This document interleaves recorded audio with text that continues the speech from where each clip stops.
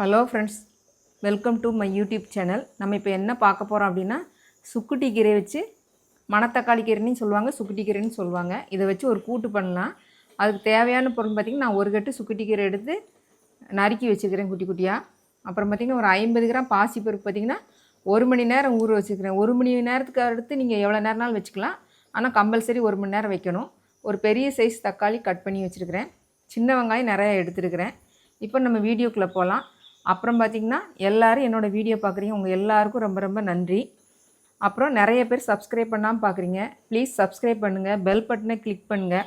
அதேமாதிரி நான் போடுற வீடியோ நீங்கள் சமைச்சு பார்த்துட்டு உங்களுக்கு அந்த டேஸ்ட்டு பிடிச்சிருந்துன்னா உங்கள் ஃப்ரெண்ட்ஸுக்கும் ஷேர் பண்ணுங்கள்.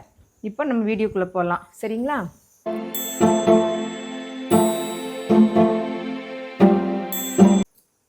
இப்போ பார்த்திங்கன்னா இந்த பருப்பு இருக்குது பாருங்கள், இதை வந்து இந்த குக்கரில் குட்டி குக்கரில் போட்டுக்கலாம். தக்காளியும் போட்டுக்கலாம். இந்த சின்ன வெங்காயம் நீங்கள் நிறைய போட்டுக்கோங்க, ஏன்னா அப்போ தான் நமக்கு கசப்பு தெரியாது. குட்டி குழந்தைங்க சாப்பிட்டாலும் அவங்களுக்கு ஒன்றும் தெரியாது, நல்லா சாப்பிடுவாங்க. அப்புறம் இந்த கீரையும் போட்டுக்கலாம்.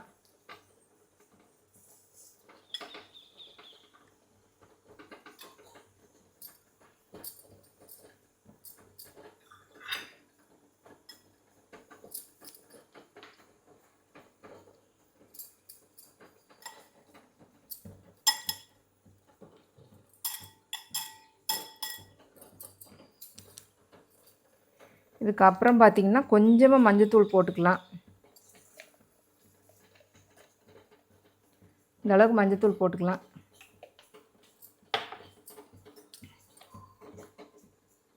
அப்புறம் நான் கொஞ்சமாக சாம்பார் தூள் சேர்த்துக்கிறேன்.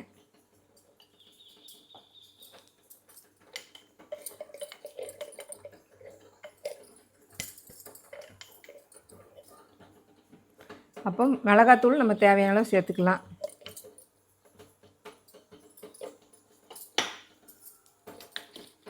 அதுக்கப்புறம் பெருங்காயத்தூளும் போட்டுக்கோங்க.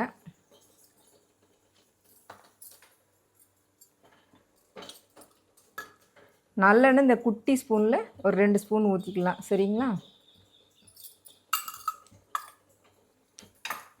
இப்போ நம்ம இதை எடுத்து அடுப்பில் வச்சிடலாம்.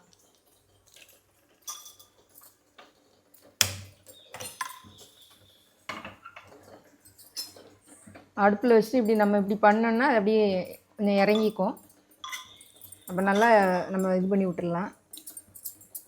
உப்பு நம்ம அப்புறமா போட்டுக்கலாம். ஒரு விசில் வந்தோடனே ஆஃப் பண்ணிடுங்க, போதும். இப்போ பார்த்திங்கன்னா இப்படி நல்லா விரைவி விட்டோம்னா அது கொஞ்சமாக ஆகிடும், இந்த கீரை உடனே இதாகிடும். அதுக்கப்புறம் நம்ம ஒரு விசில் விட்டு ஆஃப் பண்ணிடலாம், சரிங்களா?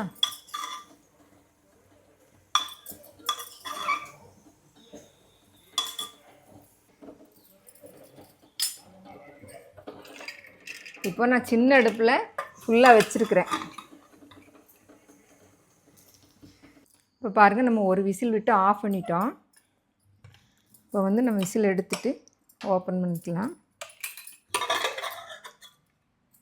பாருங்கள், இந்த மாதிரி இருக்குது. நம்ம தண்ணி அதிகமாக சேர்த்தலை, அதில் இருந்த தண்ணி மட்டும்தான் சேர்த்துருக்குறோம். இப்போ திரும்ப நம்ம என்ன பண்ணலான்னா அடுப்பை பற்ற வச்சுக்கலாம். பற்ற வச்சுட்டு இதை நல்லா இப்படி கிண்டி விட்டுக்கோங்க. இந்த தக்காளியெல்லாம் இப்படி இது பண்ணி விட்டுக்கோங்க. தக்காளி வெங்காயம் அதெல்லாம் இருக்குது பார்த்திங்களா, அதெல்லாம் இப்படி பண்ணி விட்டுருங்க. பருப்புமே நல்லா குழஞ்சிருச்சு.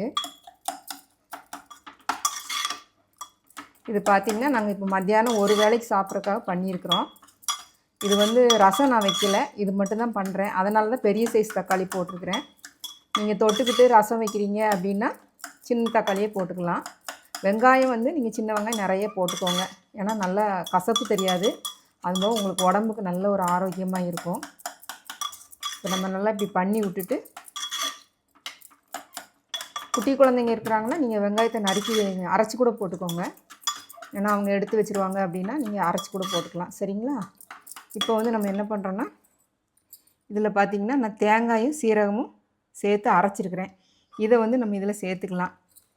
தேங்காய் வந்து உங்கள் பிரியம்தான், நீங்கள் நிறைய போடனாலும் போட்டுக்கலாம், கம்மியாக போதும் எங்களுக்கு அப்படின்னாலும் நீங்கள் கம்மியாக சேர்த்துக்கோங்க.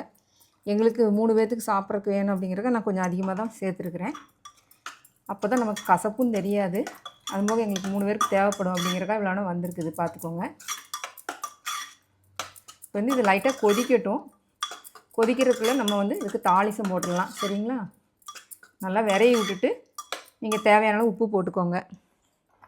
நான் இப்போ பொடி உப்பு தான் சேர்க்குறேன். ஏன்னா இப்போ போடுறதுனால கல் உப்பு போட்டால் கரையாது அப்படிங்கிறக்காக. நாங்கள் சாப்பாட்டில் உப்பு போடுறதுனால நான் கொஞ்சம் கம்மியாக போட்டுக்கிறேன். நீங்கள் உங்களுக்கு எவ்வளோ தேவையோ நீங்கள் போட்டுட்டு டேஸ்ட்டு பார்த்துக்கோங்க. தேவைப்பட்டால் மறுபடியும் நீங்கள் சேர்த்துக்கலாம். சரிங்களா?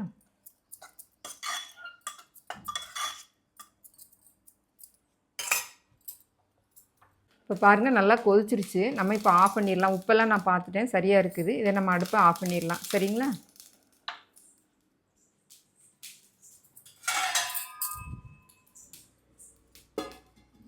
பாருங்கள் நம்ம வடச்சட்டியில் எண்ணெய் ஊற்றிட்டோம். நான் நல்லெண்ணெய் தான் சேர்த்துருக்கிறேன். நீங்களும் நல்லெண்ணெய் சேர்த்துக்கோங்க. நல்லெண்ணெய் சாப்பிடுவீங்கன்னா நல்லெண்ணெய் சேர்த்துக்கோங்க. ஆயில் தான் பயன்படுத்துகிறேன்னா நீங்கள் ஆயில் சேர்த்துக்கலாம்.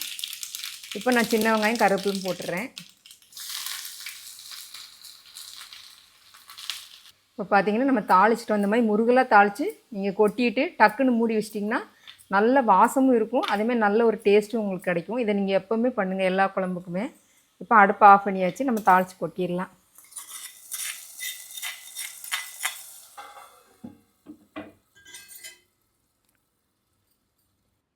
இப்போ பாருங்கள் அருமையான சுக்குட்டி கீரையில் நம்ம ஒரு கூட்டு பண்ணிட்டோம். பாசிப்பருப்பு போட்டு. இது ரொம்ப டேஸ்ட்டாக இருக்கும். ரொம்ப உடலுக்கும் நல்ல ஒரு ஆரோக்கியம். நீங்கள் இதை சாப்பிட்டு பார்த்தீங்கன்னா வாரத்துக்கு ஒரு முறை கண்டிப்பாக குழந்தைங்களுக்கு செஞ்சு கொடுப்பீங்க. நீங்களும் சாப்பிடுங்க. அந்தளவுக்கு நல்ல டேஸ்ட்டாக நல்லா மணமாக இருக்கும்.